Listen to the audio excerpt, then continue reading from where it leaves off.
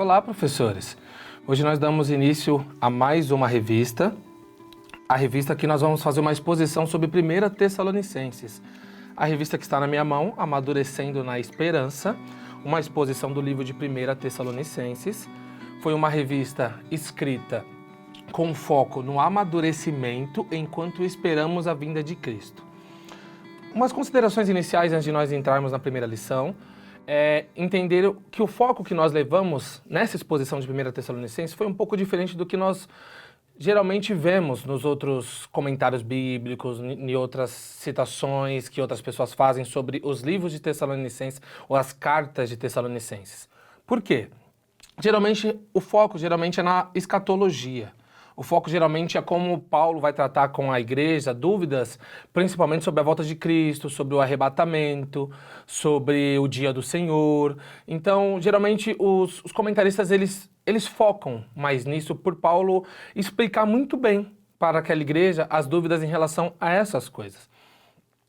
O que aconteceu? Como nós vamos falar sobre toda a carta só de 1 Tessalonicenses e não em 2, primeiro, a gente não podia fazer essa junção com um tema apenas para as duas cartas, como geralmente é exposto. Então a gente escolheu nós escolhemos um tema que tratasse desde o início a formação dessa igreja, como ela foi formada, até o momento que Paulo resolve as primeiras coisas que dá seguimento a essa primeira carta. Então há depois um espaço pequeno até de tempo para a segunda carta, mas esse espaço de tempo para a segunda carta nós não vamos tratar. Nós vamos expor apenas a primeira carta que Paulo vai escrever, que vai ser enviada por Timóteo e que vai ser lida lá na igreja dos Tessalonicenses, na cidade de Tessalônica, tá? Então, essa consideração inicial é importante porque esse tema amadurecendo na esperança. Porque eles iniciam uma igreja em circunstâncias totalmente adversas. Eles iniciam essa igreja em moldes que não parecem muito bem com as igrejas que Paulo vai iniciar posterior a isso. Igrejas que muitas das vezes Paulo tem muito mais tempo para ensinar, para pregar, para tirar dúvidas. A igreja de Tessalônica não nasce dentro desse escopo que Paulo usa para ensinar outras igrejas. Ela nasce em um escopo totalmente diferente. Levando isso em consideração, nós poderemos tirar disso uma ideia de que essa igreja, ela não nasce com uma maturidade muito boa. Aí tem a pergunta, né? Óbvio, qual igreja nasce madura? Nenhuma. Mas igrejas que conseguem ficar, principalmente tendo um pastor, tendo alguém para cuidar dela durante um bom tempo, ela se firma. O tempo é muito importante para se firmar na fé. E não é o que acontece aqui nessa igreja específica de Tessalônica. Eles têm pouco tempo para criar, o que nós vamos falar aqui nessa primeira lição, e esse pouco tempo vai fazer com que o amadurecimento deles seja um pouco mais rápido, tenha outros moldes, ele aconteça de uma outra maneira. Então o amadurecimento da igreja de Tessalônica ele vai seguir um rumo totalmente peculiar. A escrita de Paulo para essa igreja vai seguir um rumo totalmente peculiar, e a ação dessa igreja também é uma ação peculiar para aquela época e aonde aquela cidade era situada. Ok? Os 3 tópicos que vão envolver essa primeira lição que nós temos, com o tema Tudo para dar errado, a igreja de Tessalônica, são compreender brevemente a segunda viagem missionária de Paulo, entender como Tessalônica era um polo importante da antiguidade, e o terceiro, pensar como podemos aprender com a fundação da igreja de Tessalônica. Eu dividi essa introdução para a gente em 2 aulas com aplicações para a nossa vida nas 2 aulas. A primeira e a segunda aula, a primeira e a segunda lição da nossa revista são totalmente introdutórias. A primeira lição nós vamos tratar com um texto em Atos, o texto bíblico de Atos 19, do 1 ao 9, onde vai mostrar a criação ou a implantação da igreja de Tessalônica. Quando Paulo vai chegar à cidade, como que ele vai ser recebido, o tempo que ele fica, como que ele sai. E a partir disso, como que essa igreja é fundada ali naquele lugar. A segunda lição, que nós vamos tratar na semana que vem, é introdutória em relação à carta de 1 Tessalonicenses. Então, depois de passar um período, Paulo vai enviar uma carta para os Tessalonicenses, e nessa carta ele vai tratar de assuntos totalmente específicos. Então, para a gente ter um melhor entendimento, nós vamos separar. Vamos falar como que essa igreja foi fundada hoje e semana que vem nós entramos propriamente dito na carta. Então, primeiro vamos tratar sobre a igreja. Como que ela foi fundada, onde era essa cidade, em que localidade ficava ela no mundo antigo, qual que era a importância dessa cidade e, além disso, como Paulo foi recebido, como a palavra de Paulo foi recebida, como que ele saiu de lá, quanto tempo ele ficou. Então todas essas perguntas vai nos dar um contexto muito bom para nós depois prosseguirmos durante a carta, porque entenderemos da onde veio essa igreja. Porque pensem, professores, se nós partíssemos diretamente para a carta, deixássemos um tópicozinho só falando sobre o que é a igreja, a cidade, aonde se situava, a gente perderia um conteúdo muito útil para nós de conseguirmos entender o que Paulo estava dizendo para aquela igreja a partir do momento que nós entendemos como aquela igreja foi formada. Se nós entendemos como a igreja foi formada, qual eram os deuses que eles adoravam, qual era o tipo de fé, qual eram as práticas, se nós entendemos tudo isso, quando Paulo vai combater alguma coisa, nós conseguimos ter com muita clareza o que Paulo está combatendo, porque nós sabemos qual era a influência da cidade em relação aos cristãos que ali aceitaram a palavra que o apóstolo pregou. Então, por isso essa divisão entre a lição 1 e a lição 2, ok? A primeira ponto para a gente ter é: como que Paulo chega em Tessalônica? Como que Paulo traça um caminho para chegar em Tessalônica? E tem uma coisa aqui que eu acho fenomenal, professores, e eu peço que vocês percebam comigo. O texto que fala sobre isso é em Atos 15, onde vai iniciar a segunda viagem missionária de Paulo. Atos 15, a partir do versículo 36. E vai dizer assim, alguns dias depois, Paulo disse a Barnabé: vamos voltar e visitar os irmãos em todas as cidades nas quais anunciamos a palavra do Senhor para ver como estão. Barnabé queria levar também João, chamado Marcos. Aquele Marcos que, na primeira viagem missionária, abandonou Paulo e Barnabé porque praticamente estava com saudade da sua família. Não continuou a viagem com eles, né? E Barnabé queria de novo trazer Marcos para viajar com eles nessa segunda viagem apenas, olha, note-se, apenas para revisitar as igrejas que eles já tinham fundado. Barnabé queria levar também João, chamado Marcos. Mas Paulo não achava justo levar aquele que tinha se afastado deles desde a Panfilha, não os acompanhando no trabalho. Paulo não concordou. Houve tal desavença entre eles que vieram a separar-se. Então, Paulo e Barnabé, que fizeram toda aquela primeira viagem missionária junto, se separaram por uma desavença, porque Paulo não queria, ele se sentiu ofendido, vamos colocar assim, de viajar novamente com Marcos, sendo que eles foram abandonados por esse Marcos na primeira viagem missionária. Enquanto para Barnabé, ele achava importante ter Marcos com eles. E por essa desavença, eles se separam. Houve tal desavença entre eles, então, que vieram a separar-se. Então, Barnabé, levando Marcos, navegou para Chipre. Mas Paulo, tendo escolhido Silas, partiu, encomendado pelos irmãos à graça do Senhor, e passou pela Síria, Cilícia, e fortalecendo todas as igrejas. Eu queria tirar um ponto aqui para a gente pensar, professores. O agir de Deus na história, ele é extremamente importante. Nós temos as nossas decisões, nós temos os nossos caminhos, nós temos as nossas convicções, mas às vezes a gente esquece que Deus, ele é soberano sobre toda a história e sobre todos os acontecimentos que acontecem tanto na nossa vida como no mundo em geral. Esquecendo isso, a gente esquece que muitas das coisas que acontecem na nossa vida, nós temos uma visão de que aquilo pode ser ruim, mas pode ser um total direcionamento de Deus para uma coisa posterior que Ele nos mostrará. Para um trabalho específico que acontecerá depois, para uma circunstância específica que naquele momento nós não entendemos. Isso é muito normal na nossa vida. Quando as pessoas perguntam, você já se arrependeu de alguma coisa? Você se arrepende de alguma coisa que aconteceu no seu passado? E tem sempre aquela resposta assim, né? Eu não me arrependo de nada porque tudo me ensinou. Desculpa, mas se nós pecadores totalmente errôneos em tudo que nós fazemos não conseguimos nos arrepender de alguma coisa do nosso passado, tem alguma coisa estranha. Sim, todas as nossas ações nos geram, sim, lições para a nossa vida, mas não faz delas que nós necessitávamos passar por ela. Às vezes, essas ações foram só recorrentes de decisões erradas que nós tomamos. Então, sim, existem as nossas decisões erradas, que podem causar circunstâncias ruins para a nossa vida, como existem coisas que acontecem na nossa vida que parece errada, que parece ruim, mas que Deus está moldando para, a partir dali, te fazer ou te levar para algo diferente. Por que tudo isso? Porque é isso que acontece aqui com Paulo e Barnabé. Eles são parceiros de primeira viagem. Barnabé apresenta Paulo para os apóstolos. Eles eram amigos, muito, muito próximos. E a partir de uma discussão, eles se separaram. Aí podemos pensar, por que se separar por uma simples discussão? Dois homens de Deus, dois homens que estavam expondo a palavra de Deus, dois homens que estavam abrindo igrejas, dois homens que estavam fazendo esse evangelho estar totalmente segmentado para aquilo que necessita ser certo.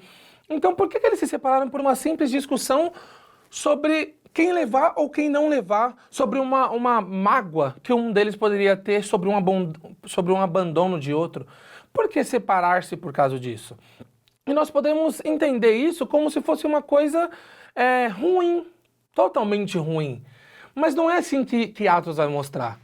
Atos vai mostrar que ao se separar, Deus ele vai traçar a partir de determinada cidade uma nova rota para Paulo que provavelmente não seria traçada se Barnabé estivesse junto com ele. E também leva Barnabé junto com Marcos, o mesmo Marcos que lá em 2 Timóteo Paulo vai chamar dizendo que é muito útil para o ministério, mostrando lá na frente que Paulo reconhece a utilidade de Marcos para o ministério de Cristo. Então, Barnabé vai para uma cidade, Chipre, leva Marcos, vai evangelizar aquela cidade ou vai revisitar as igrejas daquela cidade, enquanto Paulo pega Silas e parte para revisitar as outras igrejas que eles tinham criado. Professores, é bom a gente tirar um pensamento de tudo isso e traçar para os nossos alunos. Nós jovens, os nossos jovens, estamos muito acostumados a achar, a levar a vida como muito 8 ou 80. Ou tá super certo, ou tá super errado. Se determinada coisa que nós pensamos não deu certo como imaginamos, então nada do que a gente fez prestou. Muitas das vezes a gente tem esse pensamento, mas não é esse pensamento que a Bíblia nos apresenta. A Bíblia nos apresenta que determinadas circunstâncias elas podem acontecer quando o propósito de Deus ele é maior. Vou dar outro exemplo para vocês. Existe uma amizade muito linda na história do cristianismo de John Wesley e George Whitefield. Essa amizade, ela foi uma das amizades que gerou mais frutos durante toda a história do cristianismo. Eles eram evangelistas ferrenhos, pregadores extremamente habilidosos da palavra de Deus, mas que não concordavam teologicamente. Olha que engraçado. George Whitefield, ele era adepto ao que nós chamamos de calvinismo, enquanto John Wesley, ele era adepto ao que nós chamamos de arminianismo. Eles eram adeptos a duas visões teologicamente diferentes, mas eles eram amigos extremamente juntos e extremamente amorosos uns com os outros. Eles vieram juntos de um lugar chamado Clube Santo, onde pessoas se reuniam para adorar, ter uma oração, ler a palavra junto, e dali saíram evangelistas e pessoas que revolucionaram a sua época.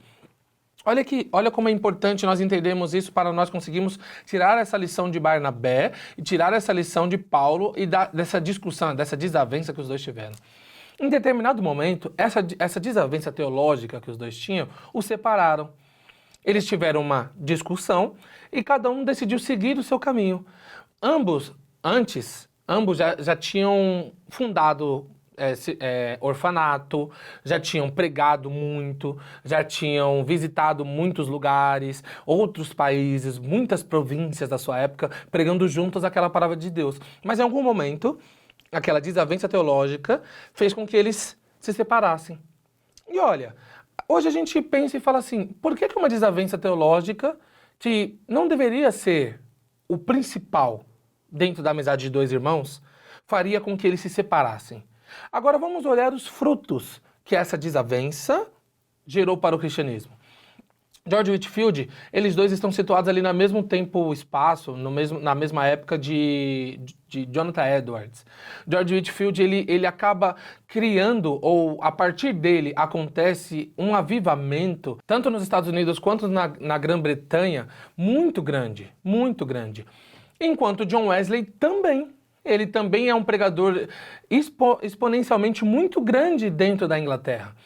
Há um estudo básico que diz assim que George Whitefield provavelmente pregou 18 mil sermões e fez com que uma quantidade inimaginável de almas se rendessem a Cristo. Diz uma lenda, né? Nós não temos como dizer que é verdade, assim, que George Whitefield uma vez ele pregou para 100 mil pessoas, e dessas 100 mil pessoas, 10 mil pessoas se renderam a Cristo. Esses frutos de George Whitefield, que muitos o consideram o maior evangelista pós-Paulo da história do cristianismo, eles foram também, olha como isso é importante, foram também muito em volta de eles ter se separado de John Wesley. Porque enquanto George Whitefield estava em um lugar pregando, John Wesley estava em outro lugar pregando. E os dois juntos trouxeram para o reino e para aquela época uma importância, almas, coisas inimagináveis, que juntos, pregando nos mesmos lugares, caminhando juntos, provavelmente eles não teriam esse alcance. Uma vez, isso tudo para um contexto, para como Paulo chega em Tessalônica. Uma vez chegaram de George Whitefield e perguntaram assim: George, você acha que John Wesley vai estar no céu? Você acha que você vai ver ele no céu? Porque a teologia dele é muito ruim. A teologia dele não condiz com o que você prega. E George Whitefield falou assim: não, eu não acho que eu vou ver ele no céu. E a pessoa que estava conversando com ele disse assim: eu também tenho certeza que não vou ver ele no céu, porque não é possível. E George Whitefield diz assim: é porque quando eu chegar no céu, John Wesley vai estar tão próximo do trono de Deus, vai estar tão perto, sentado aos pés de Deus, que ele vai estar brilhando tanto com Deus, que eu, que vou estar tão longe, não vou conseguir enxergá-lo. Então percebem que essa desavença, vamos colocar uma grande aspas aqui, né? Essa desavença, ela não pode ser levada como uma coisa ruim, e sim como um plano de Deus naquela época. Os dois, separados, alcançariam muito, sem nunca perder o amor um pelo outro. Discordância entre os irmãos é normal. E às vezes pode ser usada para Deus para planos específicos para pessoas específicas. Claro, nós não estamos dizendo em contendas, brigas, mas discordâncias é normal. Nem todos pensam igual. Mas todos têm que ter o mesmo foco. Ganhar almas, cuidar das almas e ir para o céu. Era o mesmo foco de Barnabé, era o mesmo foco de Paulo, era o mesmo foco de George Whitefield, era o mesmo foco de John Wesley. No enterro de George Whitefield, quem prega é John Wesley, por mais que ele não tivesse a teologia parecida. Então é esse o contexto que eu queria trazer para a gente refletir um pouco, professores, sobre como que inicia essa segunda viagem missionária de Paulo. Essa segunda viagem missionária de Paulo, ela se inicia partindo da sua base, Antioquia, e eles vão viajando durante várias cidades que não ainda significavam que eles estavam na Europa, não, eram ainda cidades que eles já tinham passado, e eles vão revisitando os irmãos, conversando com os irmãos, isso Paulo e Silas. Eles vão revisitando os irmãos, conversando com eles, vendo qual que eram as orientações que eles tinham passado, se estavam seguindo, como que a igreja estava prosperando, e quando chega em Troade, Paulo tem uma visão. E olha que impressionante, essa visão vai fazer com que Paulo troque totalmente a sua rota. Porque Paulo ele ia fazer um retorno e voltar visitando as outras igrejas que ele ainda não tinha passado, que ele já tinha fundado até voltar para Antioquia, que era basicamente o mesmo percurso que ele fez na primeira viagem missionária quando ele estava com Barnabé. Mas em Troade acontece uma coisa que muda totalmente essa rota de Paulo. Então, nós viemos de uma primeira viagem missionária totalmente bem-sucedida, nós depois avançamos para uma segunda viagem missionária, onde começa com uma discordância que separa dois amigos, e depois disso, além disso, né, nós chegamos em Troade e vemos Paulo tendo uma visão que vai fazer com que ele mude a rota. E aí a gente tem uma coisa na nossa mente, professores, que a gente pode pensar. Existe alguma dúvida de que aquele processo, aquele progresso de Paulo de cidade a cidade estava sendo conduzido por Deus? Existe alguma dúvida de que, desde a primeira viagem missionária e até ele chegar nessa igreja de Tessalônica, que depois ele vai para outras igrejas de outras cartas que ele vai escrever, todas mais europeias e principalmente com muito mais gentios, por isso que ele é também conhecido como apóstolo dos gentios. Existe alguma dúvida de que esse processo, ele se dá pelo fato de Deus estar totalmente no controle da direção em que Paulo estava indo? Então, nós precisamos raciocinar um pouco, professores, e trazer isso para os nossos jovens. Como nós vamos aplicar isso? Os jovens, eles vão discordar. Nem todo jovem concorda. E jovem ainda é meio histérico. Geralmente, quando ele não concorda, ele faz barulho por não concordar. E como que nós vamos tratar esses jovens? Como que nós podemos aprender isso dentro da palavra de Deus? Entender que a discordância dele pode sim ser usada por Deus, ou pode ser usada pelo líder, ou pode ser usada por você, professor, para um aconselhamento para que eles sejam pessoas diferentes, mas que eles façam aquilo que Deus os chamou para fazer. Que nem sempre eles vão fazer juntos. É bom que eles façam juntos, mas pode acontecer que não. Nem todas as desavenças vêm para destruir, algumas vêm para libertar. Como foi Ló com Abraão, como foi Paulo com Barnabé, como foi George Whitefield com John Wesley e como foi muitos outros exemplos que nós temos. Então é importante nós termos esse ponto para nós compreendermos como Paulo vai chegar na igreja de Tessalônica, tá? Então depois dessa briga com Barnabé, ele vai avançando até chegar e ter uma visão em Troade. Chegando em Troade, que Paulo vai ter essa visão, esse texto bíblico está em Atos 16, a partir do versículo 6. Ele vai ter uma visão de um varão, um homem, que vem da Macedônia, como se ele tivesse vindo falar com Paulo, nessa visão, e ele pede ajuda. Vem nos ajudar em Macedônia, vem nos ajudar do outro lado. Nós precisamos da sua ajuda. Esse texto está entre o versículo 6 e o versículo 10. E Paulo acorda entendendo que aquilo é um chamado e que ele vai para aquele lado, vamos dizer, europeu. Então Paulo ele muda a rota a partir de Troade e entra ali nas províncias europeias logo após ele sair dali. Ok? Saindo de lá, ele vai percorrendo algumas cidades até chegar em Filipos. Quando ele chega em Filipos, é uma cidade que ele fica um pouco de tempo. Filipos é o que depois ele vai escrever Filipenses. Ele fica um pouco de tempo ali, mas ele é expulso de lá. Sendo expulso, ele continua o percurso dele até parar em Tessalônica. Só que a gente precisa entender o quê? Ele já foi expulso de uma cidade e ele vai para Tessalônica com essa fama de ter sido expulso, ter sido perseguido em uma outra cidade. E como que ele chegaria em Tessalônica? Em uma cidade que nós vamos ver que é totalmente importante para aquela época, porque ela é portuária. Então é uma cidade muito rica, é uma cidade onde temos mulheres muito ricas. O Craig Kenner, ele vai fazer uma estimativa que naquela época habitavam naquela cidade cerca de 200 mil habitantes. Nós temos cidades pequenas hoje que a gente vai olhar no interior, ou até cidades aqui em São Paulo mesmo, não precisa nem ser tão interior, que às vezes não tem esse tanto de habitantes, esse número de habitantes, e muitos anos depois, com um mundo com muito mais pessoas. E naquela época essa cidade já tinha 200 mil habitantes. Então era uma cidade extremamente importante para o Império. Era uma cidade que ela era governada, por mais que ela tinha uma espécie de emancipação, mas mesmo assim ela era governada, e dentro disso ela tinha uma adoração pagã muito grande, como todas as cidades romanas da época, né? Mas ela tinha uma adoração pagã muito grande, principalmente sexual. A adoração a deusas como Afrodite, entre outros deuses gregos e romanos, eles estavam muito vigentes em Tessalônica, Corinto, Filipos. Então, dentro disso, não eram cidades fáceis de Paulo evangelizar. Quando Paulo chega nessa igreja de Tessalônica, ele vai para a sinagoga. Paulo tem uma peculiaridade que ele sempre começa a pregar pelas sinagogas. Ele nunca para numa praça pública para pregar diretamente. Geralmente ele vai aonde já está sendo exposto uma palavra do judaísmo, geralmente, e a partir dali ele vai desmistificar e mostrar que aquilo apontava para Cristo. Paulo, ele passa 3 semanas, só isso, em Tessalônica. Olha quão pouco tempo Paulo passou em Tessalônica. Muito pouco tempo. A Bíblia vai nos mostrar, né, o texto de Atos vai nos mostrar que ele vai por 3 sábados pregar, expor a palavra de Deus ali na sinagoga de Tessalônica.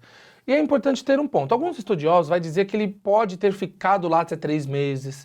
Alguns estudiosos vão dizer que ele passou esses 20 dias, 15, 20 dias, e de lá já foi expulso, que basicamente é a visão que nós estamos seguindo aqui na revista. Mas fato é, sendo 3 meses ou sendo 3 semanas, foi muito pouco tempo que Paulo ficou lá. Pouquíssimo tempo. Paulo não teve tempo de estruturar aquela igreja. É uma igreja extremamente importante, porque se ela naquela época, olha a importância dessa igreja que vai ser fundada por Paulo.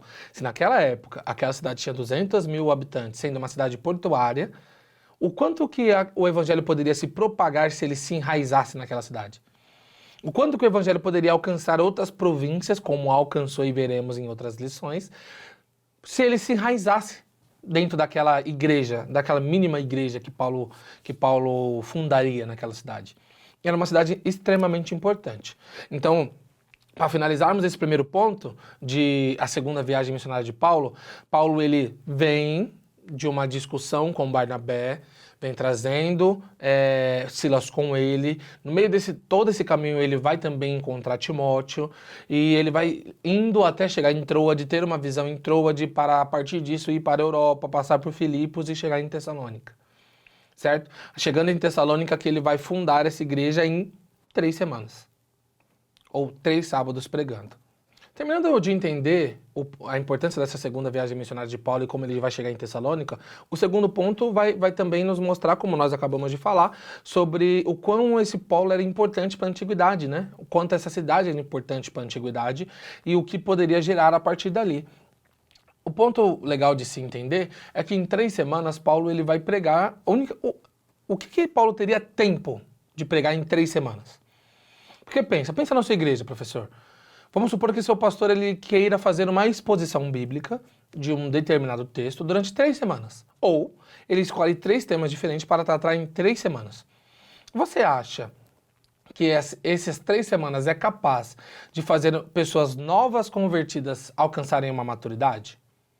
Ou você acha que apenas esse alimento dessas 3 semanas é capaz de fazer com que essas pessoas permaneçam firmes pelo resto da vida?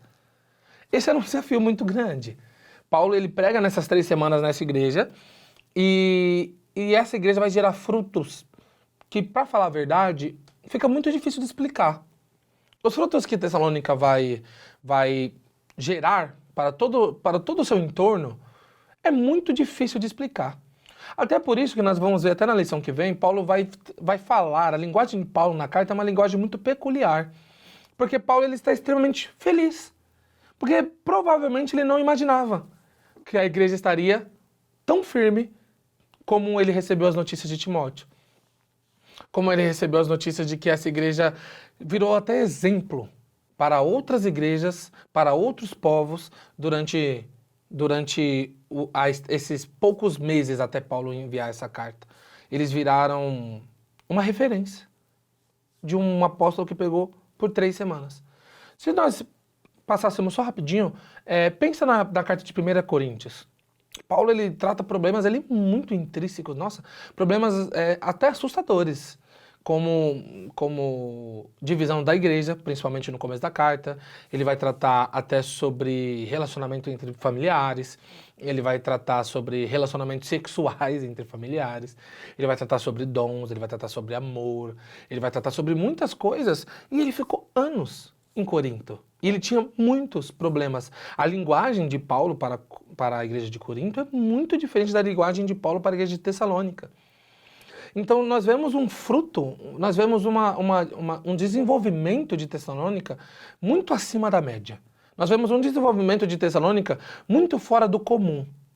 Claro, todas as igrejas antigamente, até pelo fato de serem perseguidas, tiveram sim frutos inimagináveis. Mas como nós estamos estudando essa específica, ela nos traz uma luz de que o quão a palavra de Deus ela pode ser eficaz. O terceiro ponto que nós temos aí na lição É pensar como nós podemos aprender com a fundação da igreja de Tessalônica. E o primeiro ponto que nós vamos perguntar para os nossos alunos, que tem na revista, que nós vamos responder para eles com a nossa explicação, é o porquê que essa igreja não deu errado. Por que essa igreja não deu errado? O tema da lição é tudo para dar errado à igreja de Tessalônica. E a principal pergunta é, por que essa igreja não deu errado? Porque foi pouco tempo, Paulo foi expulso da cidade. Voltando um pouquinho, Paulo chega, fica 3 semanas, os judeus eles fazem uma bagunça ali como sempre, né? Fazem uma bagunça ali contra o apóstolo ele é obrigado a se esconder e na calada da noite ele sai fora, ele foge. Então a pergunta é, dentro desse escopo, Paulo vem na cidade, poucos dias, é basicamente expulso. As pessoas a qual ajudaram ele, a deixaram ele ficar na casa dele, elas são julgadas. Então, dentro desse pequeno processo, levando em consideração que ele veio já de Filipos, perseguido, como que essa igreja prosperou? Como que essa igreja conseguiu ficar?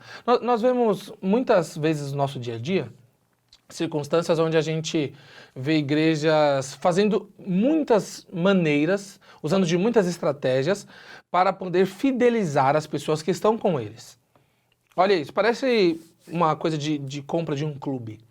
Tipo, você dá algumas coisas em troca. Se você fazer parte desse clube, você pode usar isso, você pode fazer isso, você vai fazer parte disso, para que ele se fidelize àquilo, como se você fosse um sócio. Claro que uma comparação assim para nós entendermos. Porque nós não queremos perder.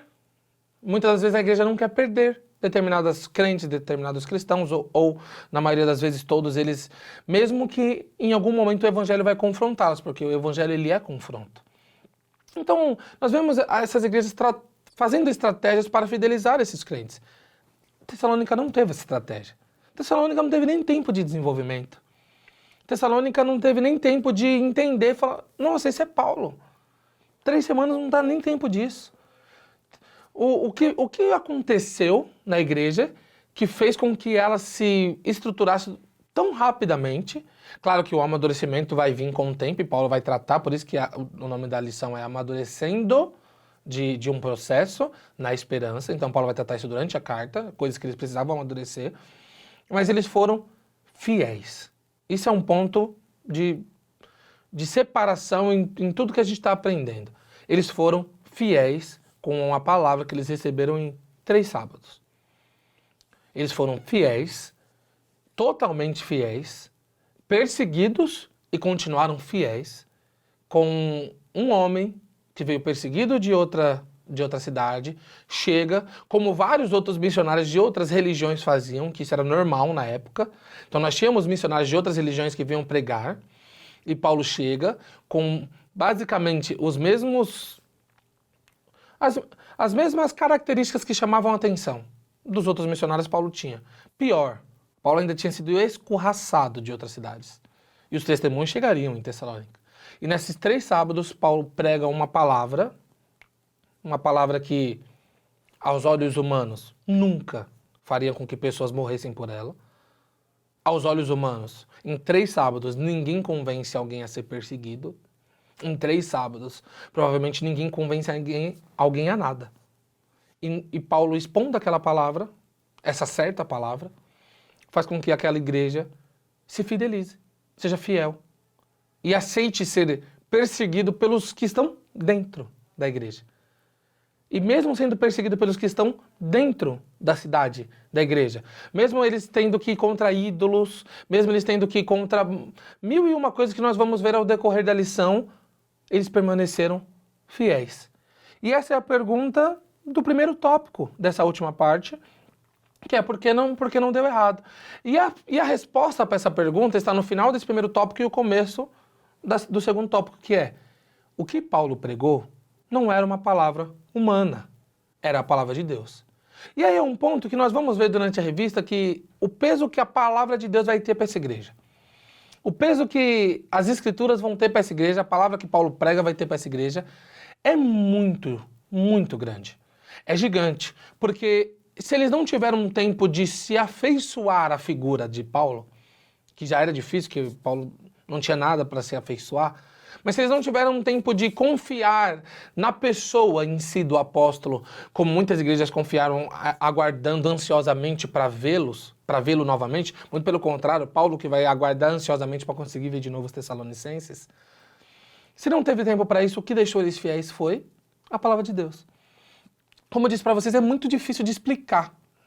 É muito difícil de explicar o como eles foram fiéis durante todo esse processo.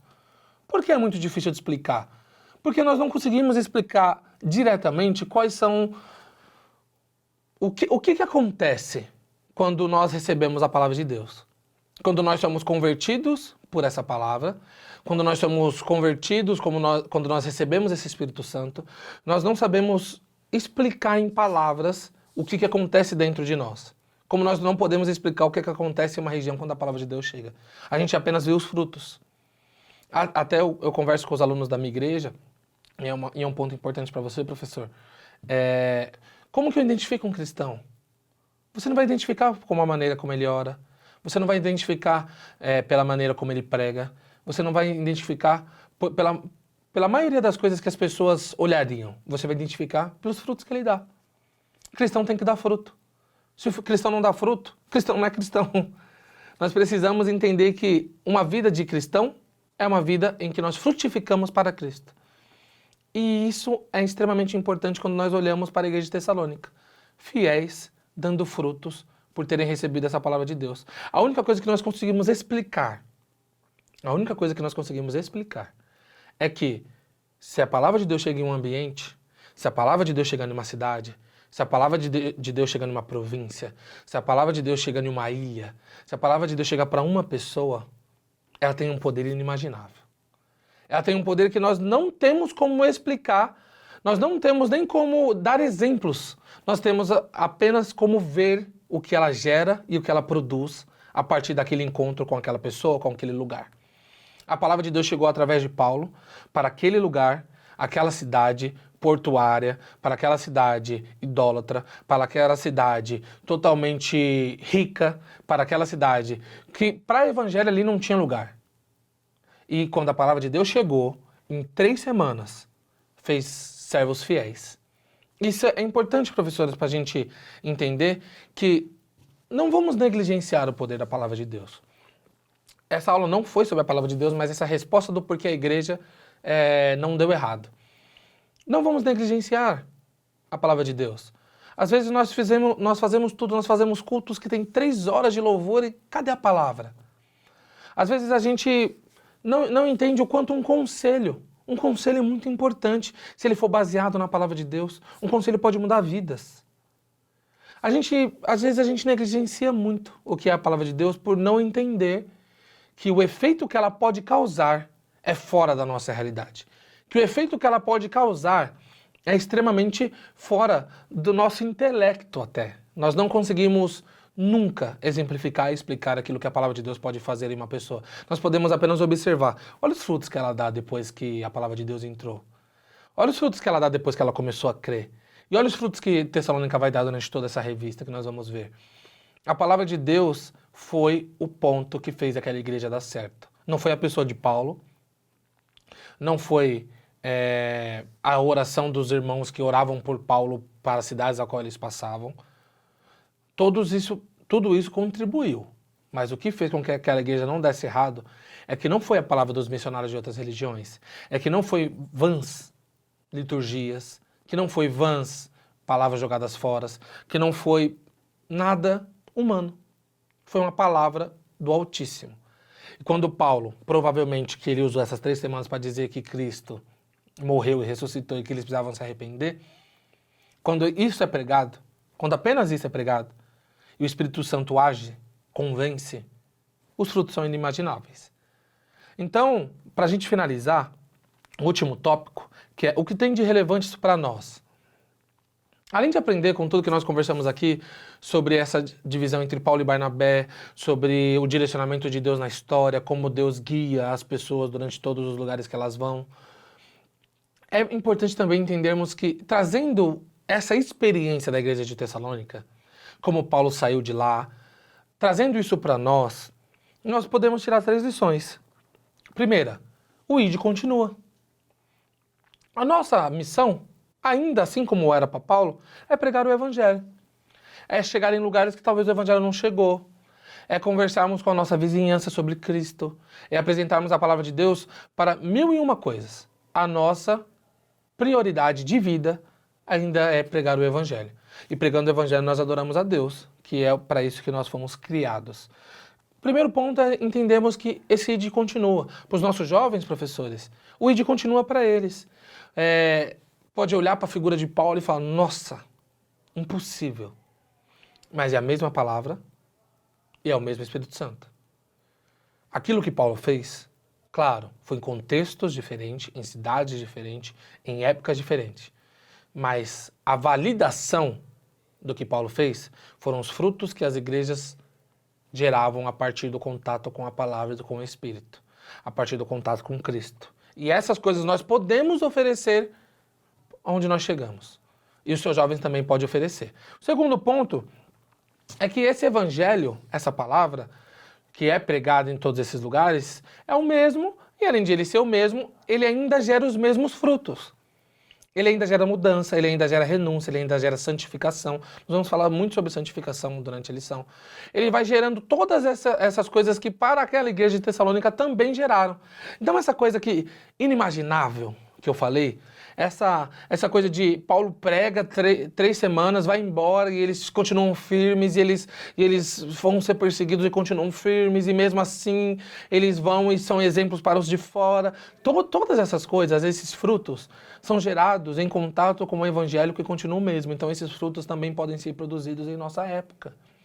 Os jovens nossos, os nossos jovens, ao pregarem essa palavra de Deus na sua faculdade, no seu trabalho, na sua família, eles ainda podem crer que esses mesmos frutos que foram apresentados pelos tessalonicenses podem ser apresentados por pessoas que crerem nesse evangelho hoje em dia.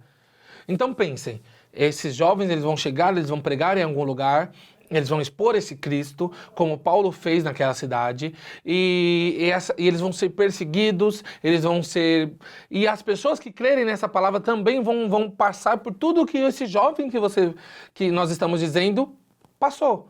Mas juntos, eles passando por tudo isso ainda, eles ainda terão os mesmos frutos. Continuarão fiéis, continuarão servindo a Deus e sendo exemplos para os de fora. Terceiro e último tópico, Enter Wright ele vai chamar a atenção sobre um outro rei.